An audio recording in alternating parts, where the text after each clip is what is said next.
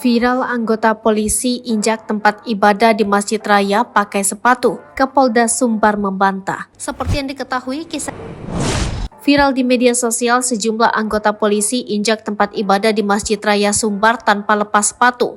Tapi Kapolda Sumatera Barat, Irjen Suharyono memastikan tidak ada anggotanya yang melakukan hal tersebut.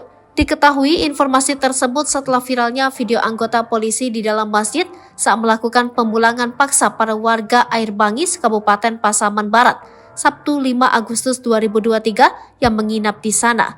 Suharyono menyebut jika tempat yang ada di video viral tersebut digunakan oleh masyarakat untuk tidur dan bukan area suci tempat sholat, melainkan aula yang memang digunakan sebagai tempat bertemunya atau pelaksanaan kegiatan oleh Pemprov. Bahkan kata Suharyono, masyarakat yang masuk ke sana juga dengan sandal dan alas kaki. Simpang siur terkait dengan injek-injek tempat ibadah sudah saya jelaskan bahwa itu adalah lantai dasar dan bukan tempat ibadah, kata Suharyono dalam keterangannya. Hal tersebut juga disampaikan oleh pengurus harian Masjid Raya Sumbar, Rizaldi Ma'arif, bahwa lokasi di bawah masjid itu merupakan sebuah aula untuk perkumpulan. Jadi, kita menaruh mereka masyarakat tidur di lantai saja kan gak bagus juga. Makanya kita kasih karpet.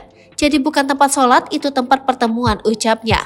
Sebelumnya viral video sejumlah anggota polisi berseragam lengkap dengan sepatu menginjak-injak area yang disebut di dalam Masjid Raya Sumbar. Video tersebut diunggah akun Twitter YLBHI saat warga melakukan sholawatan di lokasi.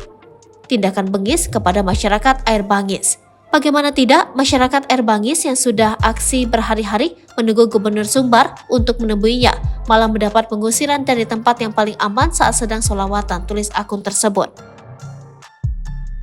Mariana dan Kevin menjadi